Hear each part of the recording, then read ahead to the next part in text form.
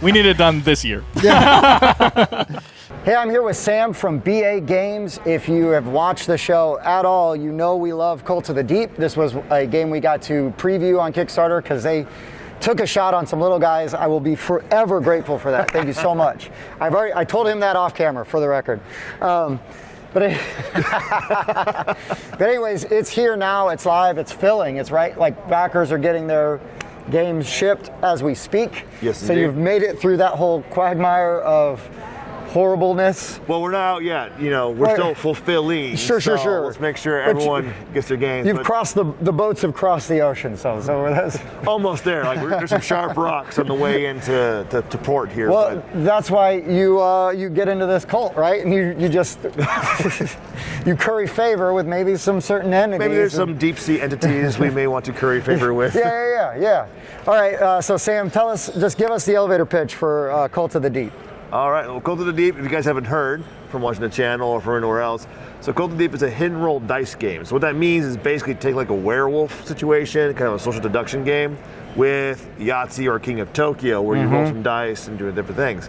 However, you have his faction card, and there's different factions in the cult, but people don't know which faction people are on. So I may be on a different faction from Tim over here. We don't know. So the question is, do I really trust him?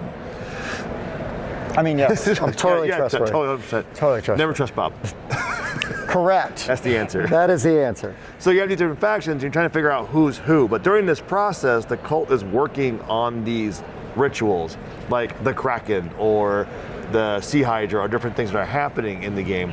And you can get certain benefits and get certain powers throughout the game by, going towards those rituals. Yeah, and for us, right, we play a lot of games, and we like to think we know a lot of games. We don't, but what really made this kind of sing and different were these ritual tracks and the way that all this stuff worked. We were blown away by the amazing components, but this stuff right here, like, just hammers it home, and then you're stuck with the artwork that just is also amazing. Like, you know what I mean? We were just mystified nonstop. Yeah. And so if they missed out on Kickstarter, they can obviously get Cult of the Deep if you're at Gen Con or Origins, right? You'll be at Gen Con. I just committed you to that, right? Yes, we'll be at Gen Con now, thanks to Tim. You're locked in.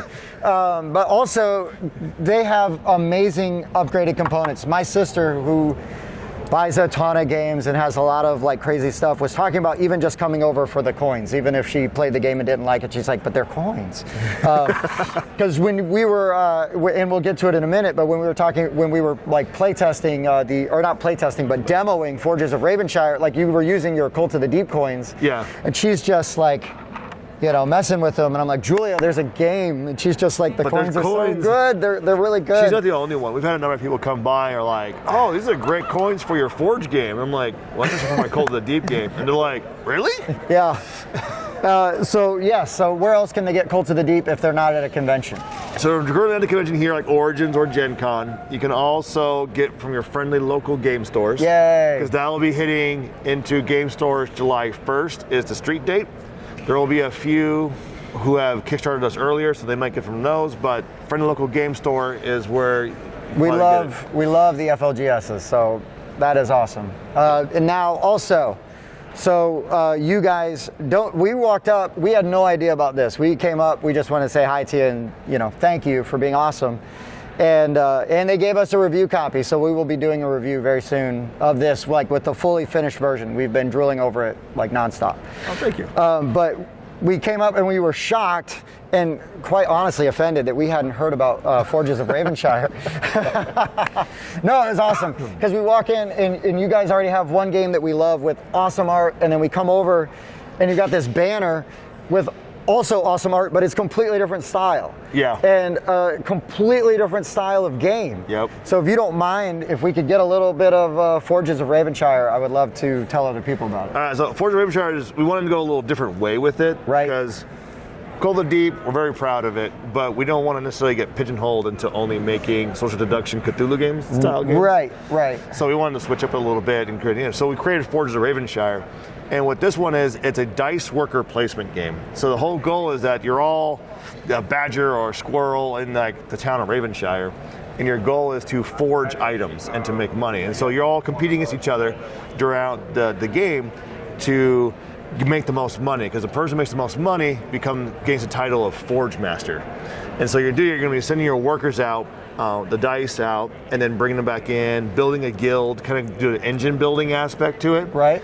But then you move into your production part of the game. So gathering, and then production, and then production you're going to be creating items, creating steel, charcoal, and all the different things that kind of flow through it. Right. And so Bob and I were talking about it, and every time we've described this to anybody that will stand next to us for 5 minutes, we're talking about how not only like are the components already top notch, even just with the prototype, right? Like dual layered stuff, we love all those sort of things. Those amazing coins that come with it is no, I'm just kidding. But seriously, we were talking about how awesome it was to have an engine builder where it's not a grind to get started. Like it felt like you already sort of have an engine. So when you're taking even in your early turns, you still feel like you can do stuff, and it's not just only build up, right? Yeah, it's really interesting, because that's why we kind of designed it, because what happens is you place the worker and you do the action, and you pull the worker and do the action, which is, you see that in some of the Garp Hill games and stuff like that. And I love Shem Phillips, the guy's awesome.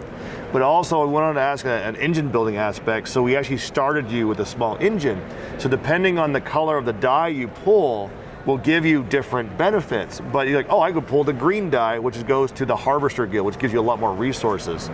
And so you can actually build that up. And so from the get-go, you already have a small engine that you're running. I was like also just kind of fascinated that because people way smarter than me design games like you guys. And you're seeding the board with the other, the colors of the other dice and stuff. Mm-hmm. And it's like, I would never, I don't know. I just play them and enjoy them as much as I can. Just enjoy them. I don't even try to get good at them. Don't design them, just enjoy them. It's cheaper, right? Yes. But anyway, so we're really excited. That's going to be coming to Kickstarter early next year?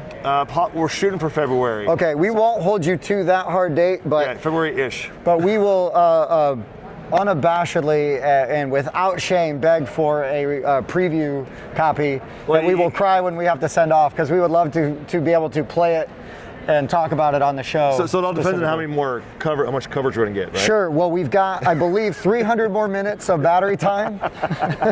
So we just keep going. Yeah, I'll go. We'll go. Maybe you can make me for the next 4 games, 5 games. That's it. That's what it is? That's it. Well, what was funny though is we're playing Forges, and we're talking about like, oh, this reminds us of this game, and you're like, yeah, I love that game. And it's like, oh, and we love this in this game, and you're like, yeah, I love that kind of thing too. And it's like, oh my gosh, like all these things. You're lucky we don't live in the same town. I didn't realize it, but we actually line up very, very closely in our game taste. Yeah. Well, between me, you, and Bob, it would be like we could just talk on or off camera for hours. You're lucky you have work to do today, because otherwise we would only be here. Well, what are you doing tonight? Nothing. Hanging out. Playing games? Playing games. Whatever you want to play. I don't care. You want to play Forges? I'll play Forges tonight. You can do that. I am shameless.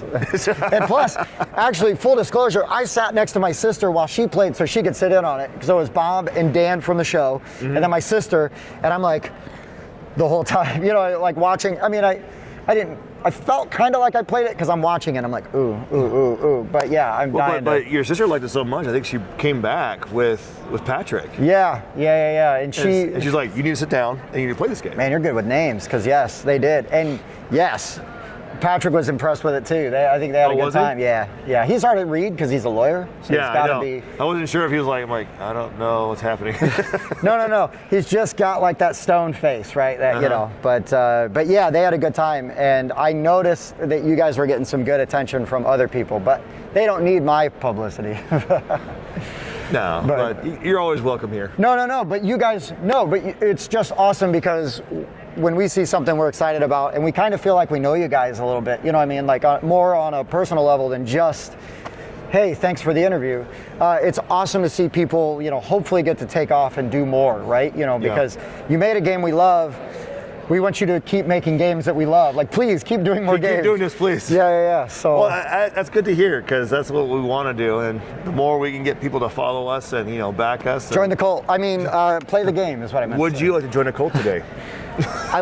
That's literally their line. If you walk by and you get too close, that's gonna happen. Yeah, I mean, 6% of the time it works every time. But that's it. Hey, you want to join a cult today? Yeah, actually, I kind of do. And it's so funny when people do that. I'm like, yes, you're the perfect customer. Yes, right on. Well, Sam, I'm not gonna take up any more of your time. Oh no, I appreciate it, man. For the board game rundown, I've been Tim. This has been Sam. Oh no, I've been Tim. I've been Sam. Hey, he's part of the show now. Thanks for checking out the Board Game Rundown. If you like what you saw, like, comment, and subscribe to our channel. Share our videos on social media and spread the word. We publish new content weekly, including reviews, unboxing, and Let's Plays. And as always, thanks for watching.